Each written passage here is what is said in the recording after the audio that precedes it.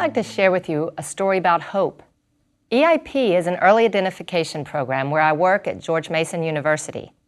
The program identifies middle school students who are doing well in school, but whose parents did not attend college. Every year until these students are high school seniors, they participate in tutoring, summer academic enrichment programs, mentoring, and counseling regarding the college application process and financial aid. The parents are also given information about college and how to advocate for their children. Each year, over 90% of EIP high school seniors enroll in college. The academic support and knowledge regarding the complicated college application process provided by the program certainly increases their chances of college acceptance. But the real value of the early identification program is that it gives students hope. Many of them don't even consider college as an option, but that changes when they join the program. They are told that they were chosen because they are smart enough to go to college. And then they're given all of these resources to help them succeed. This gives them hope for the future. And hope encourages the students to do the hard work it takes to get accepted to college. Hope turns into action. Action turns into results. In this lecture, we're going to focus on two powerful ingredients in the recipe for a thriving workplace: optimism and hope. The two terms are often used interchangeably, but they mean different things. Optimism is a general expectation that good things will happen. Hope is more specific than optimism. It's the belief that you will achieve a desired goal. The EIP students hope to be accepted to college. Hopeful people expect that what they want to happen will occur, while optimistic people believe the future will be positive. There'll be ups and downs, but most things will turn out all right.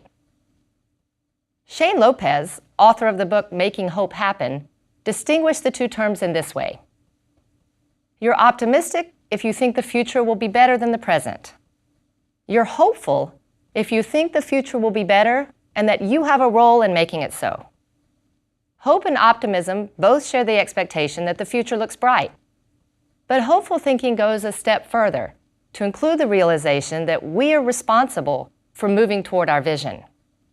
Hopeful people understand that they have to work to make their dreams come true. Now, you might be wondering how hope and optimism differ from the positive outlook we discussed in our previous lecture.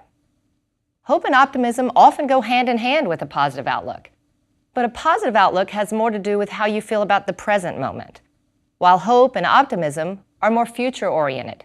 As you'll see, they offer many of the same benefits.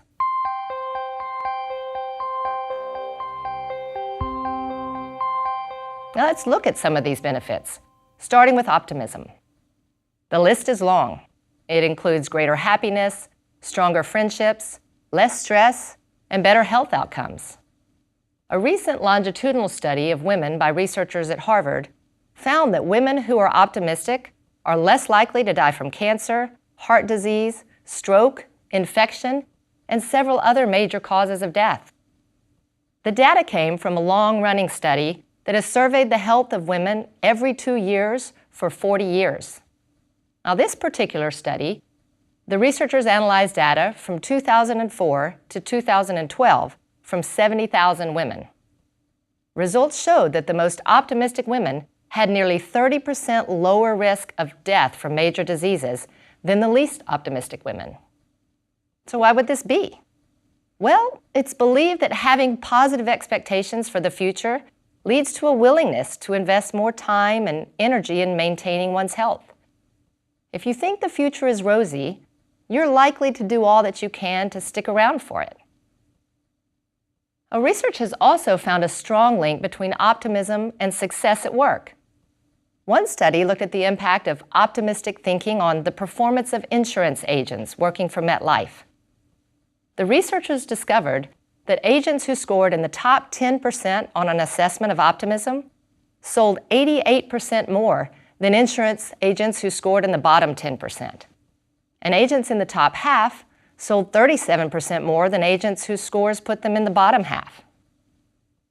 Another study of employees from a wide variety of organizations found a significant positive relationship between employee optimism and manager-reported performance. People are more likely to work hard and persist towards their goal if they expect to succeed.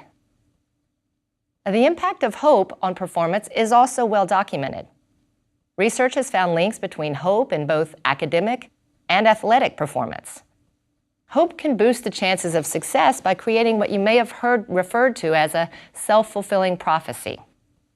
Having hope influences the goals you choose to pursue and your persistence in striving to achieve them. Like optimism, because hopeful people expect to succeed, they set more difficult goals and are proactive when problems arise, looking for ways to resolve them. Many studies have looked at the impact of hope in the workplace. A survey of U.S. companies ranging in size from 8 to 40,000 employees found that organizations where employees were more hopeful, were more profitable, had higher levels of employee satisfaction and commitment, and higher retention rates. Another study found that managers who had higher levels of hope had better performing teams with greater employee satisfaction and better retention rates. Suzanne Peterson, a former colleague of mine at Arizona State University, wondered if hope might be related to problem solving. She gave top executives at a financial services firm a scenario with a number of problems that needed to be solved. They were to imagine having taken over a project after a colleague left the company. Some of the obstacles they faced included needing more team members but not having resources to hire them, having their authority undermined by a team member, and having conflicting information from different sources. Peterson used a self-report measure to assess how hopeful each executive was, and then gave them 2 weeks to come up with as many solutions as possible to the scenario. The more hopeful executives produced a significantly larger number of high-quality solutions. Now let's explore the factors that contribute to optimism and to hope.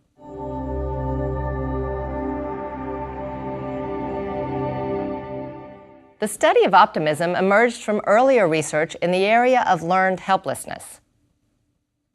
Martin Seligman, who, as I've mentioned before, is one of the fathers of positive psychology, started his career studying the concept of learned helplessness.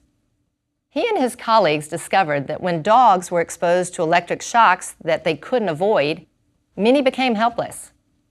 Later, when placed in a situation where the shock could be avoided, the dogs did nothing. They just passively endured the shock. They learned to be helpless, believing that nothing they could do would make a difference. Researchers then began studying learned helplessness in humans. Now don't worry, they used things like loud noises instead of shocks. But the results were the same. Most people learned to be helpless. In one study, there was a very loud noise with a panel of buttons. People were asked to figure out which pattern of button pressing would stop the noise. For some of the participants, there was no pattern that would stop the noise. And when they were put in a similar situation later, most of them did nothing to try to stop another loud noise, even though it was possible this time. They had learned previously that nothing worked, so most of them didn't even try. But some of them did. 1/3 of the people in the experiments never learned to be helpless. And that's what fascinated Seligman. He turned his research towards exploring why some people give up easily and others never give up. He and his colleagues eventually identified explanatory style as a factor that influences how people respond to situations, why some become helpless, but others remain optimistic. Explanatory style refers to the way we mentally explain why things happen. The causal attributions we make determine our expectations for what we believe will happen in the future. There are two main attributions that influence whether our explanatory style is optimistic or pessimistic. The first one is permanence, whether we attribute the cause to something that is permanent or temporary. Pessimists believe the cause of bad events are permanent, so they expect that bad events will continue to occur.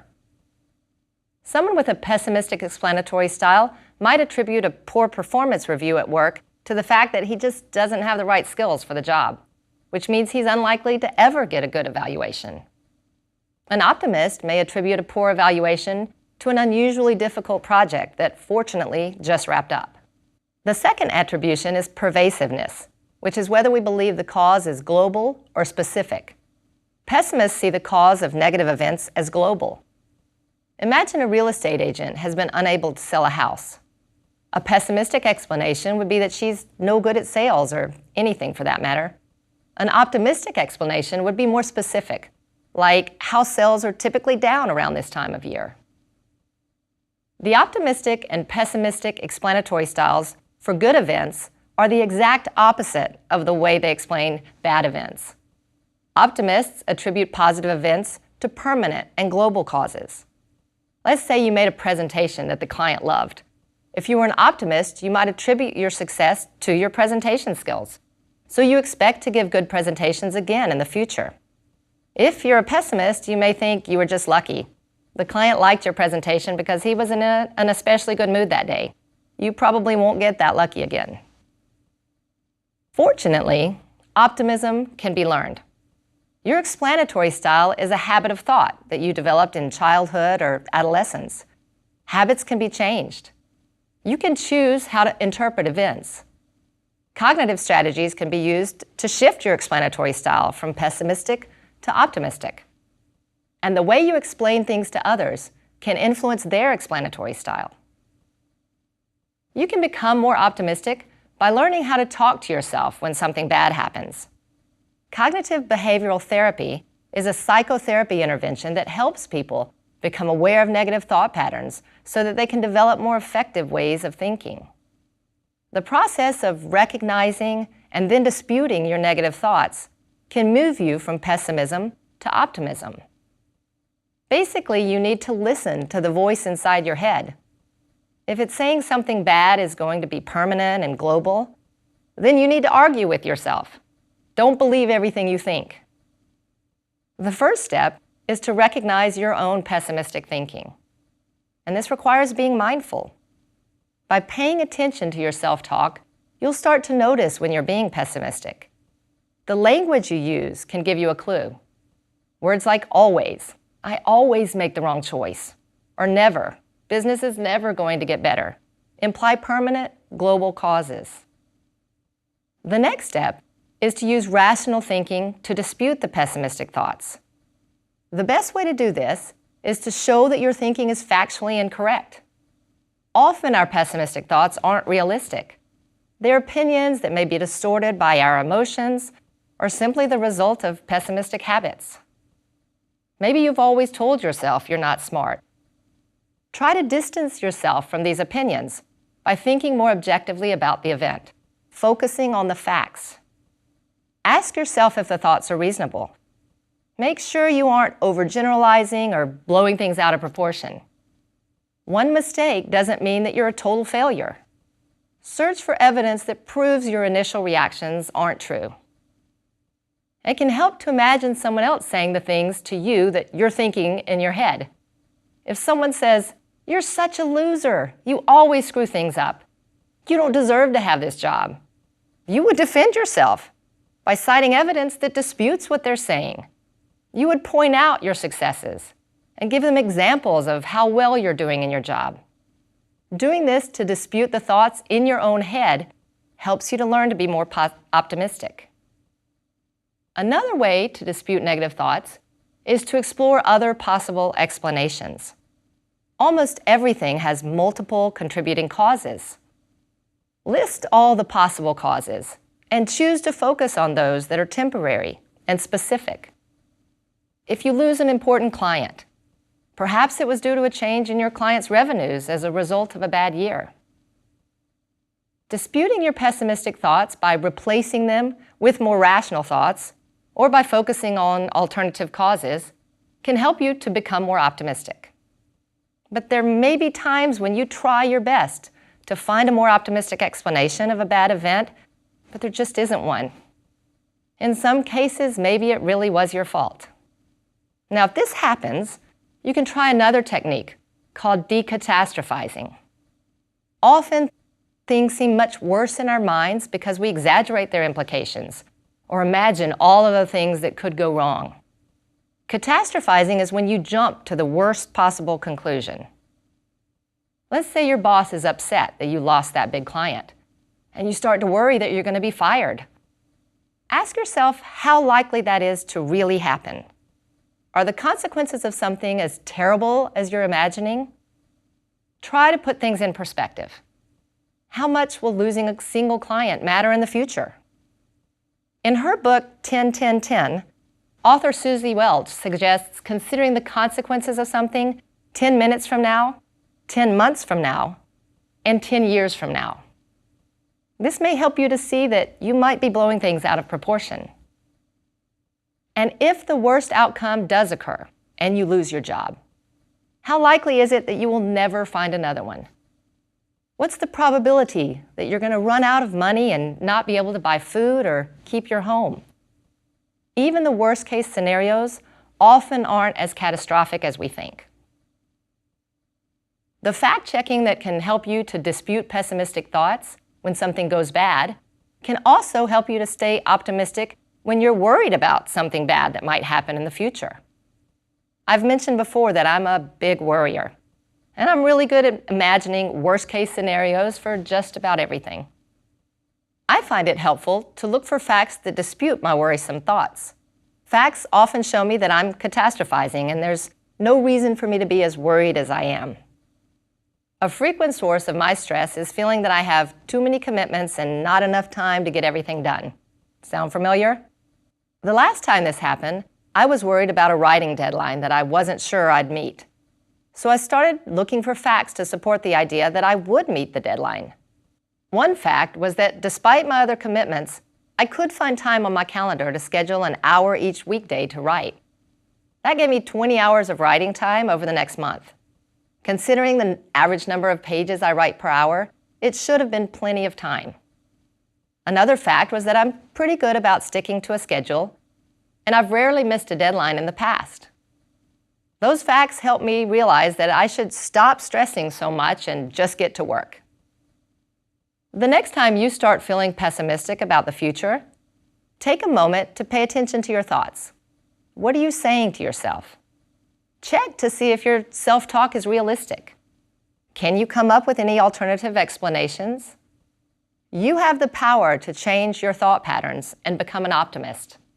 And studies show it's worth trying. You also have the power to help other people adopt a more optimistic outlook. The way you talk to your team members at work makes a difference. If something bad happens, discuss it in terms of a temporary, specific cause to keep everyone optimistic. Point to permanent causes when good things happen. Help people dispute pessimistic thoughts by asking questions that will lead them to look for new facts or alternative explanations. For example, you might suggest to a team member who failed to close a deal that it was because the client was in a rush, not because of her performance. She should be optimistic that she'll close the deal at the next meeting when the client has more time. One other strategy that can be useful for increasing optimism in yourself and your team is the best possible self exercise. This exercise asks people to spend 5 to 20 minutes thinking about their best possible future selves. They visualize themselves in the future with everything having gone wonderfully, as well as possible in their personal and professional lives. Then they write down what they imagined. Researchers compared people who spent 5 minutes on this exercise each day for 2 weeks with a control group where people were asked to imagine their typical daily activities for 5 minutes each day. Individuals who engaged in the best possible self-imagery had significantly larger increases in optimism compared to those in the control group. You may want to consider using a retreat or an annual planning meeting to give your team the opportunity to complete the best possible self-exercise. Or perhaps you could adapt the exercise to have everyone envision the best possible team and then share their ideas with the group. Now let's turn our attention to hope. A basic premise of hope theory is that much of human behavior is driven by goals. Setting and working towards goals increases our happiness and contributes to our sense of meaning and purpose. Having goals motivates us, giving our lives direction and excitement. Achieving a goal brings a sense of accomplishment and satisfaction. According to the theory, hope comes from both having goals and believing we can achieve them. Hopeful people expect the future will be better because they can set and achieve goals that will make it so. The theory identifies 3 components as necessary for hope to flourish: goals, agency, and pathways. A goal is something you want to achieve. Agency is your belief in your ability to take action in order to achieve your goal. Pathways are alternative routes to achieving a goal. So let's review each of these in more detail. Hope begins by envisioning exciting goals. So the first step in building hope is to set long-term goals for a better future. What do you want to accomplish? What do you want your team to achieve? Goals should be challenging, but not too difficult. Leaders build hope by communicating a powerful vision. They create excitement for the future and help people believe that future is possible by identifying the goals that will turn the vision into reality. Hope starts with a desirable goal, but that's not enough. You also have to trust that you can make it happen.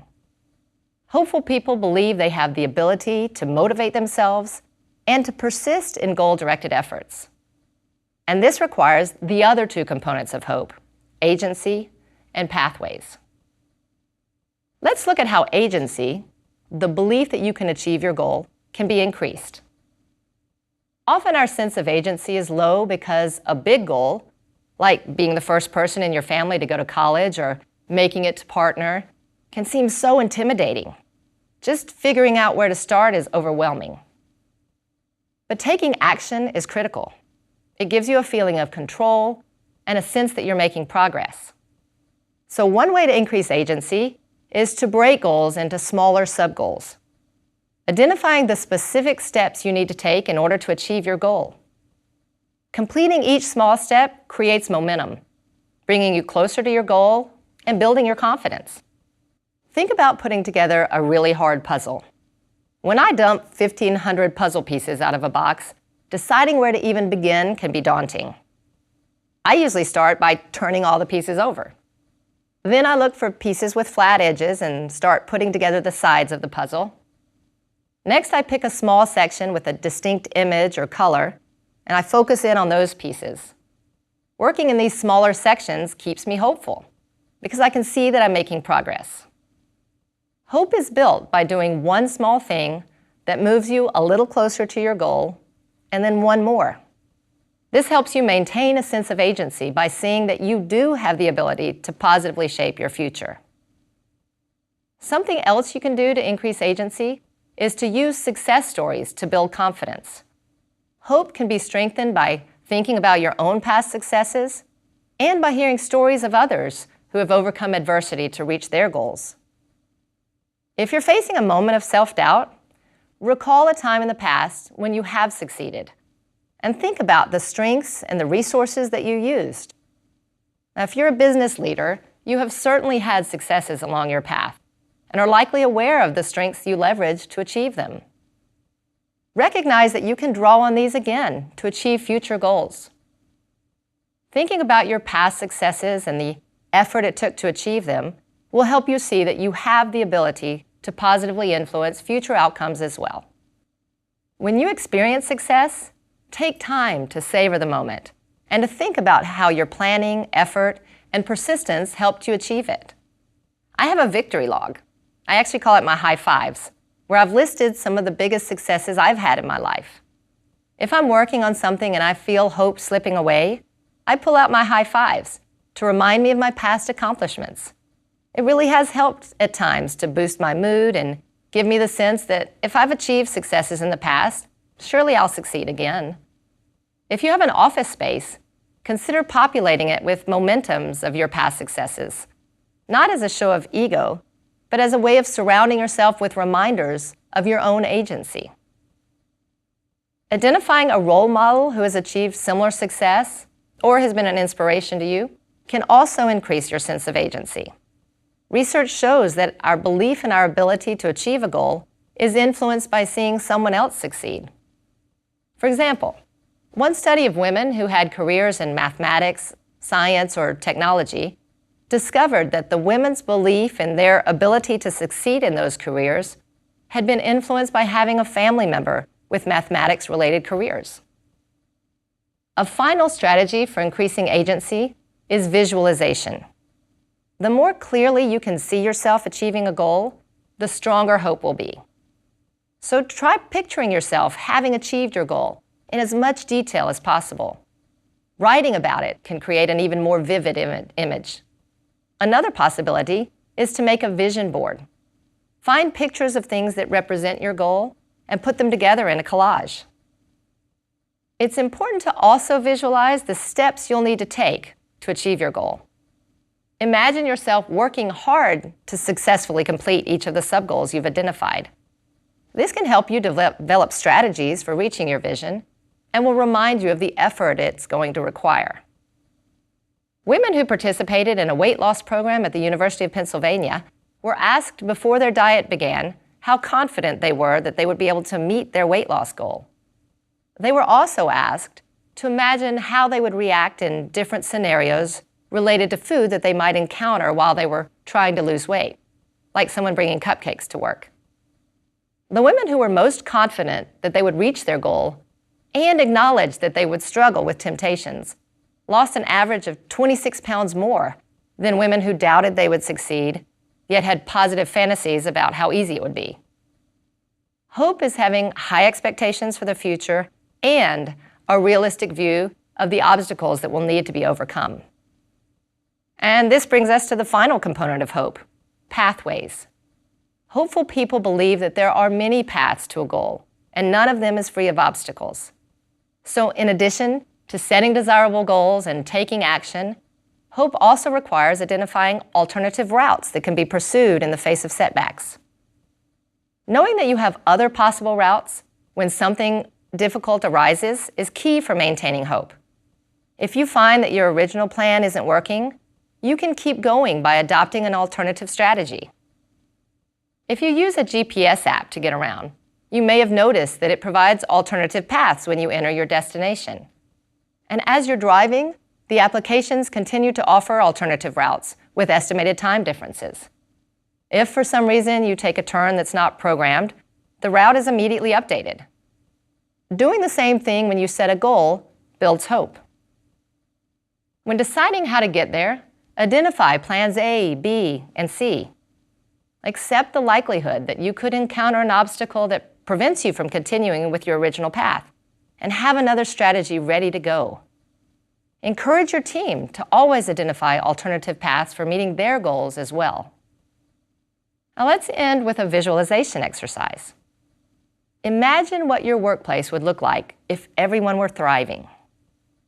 Try to use all of your senses to really immerse yourself in a mental image that's as real as possible. Envision yourself walking around the office. What do you see? Have the surroundings changed in any way? What about the people? How are they interacting? What do you hear them saying? Can you tell anything about their moods or their energy levels? How do you feel? I encourage you to return to this image from time to time as we continue to learn about how to create experiences that will build the well-being of your team. Use it as a source of hope and optimism as we work towards this goal that is worthwhile and, above all, achievable.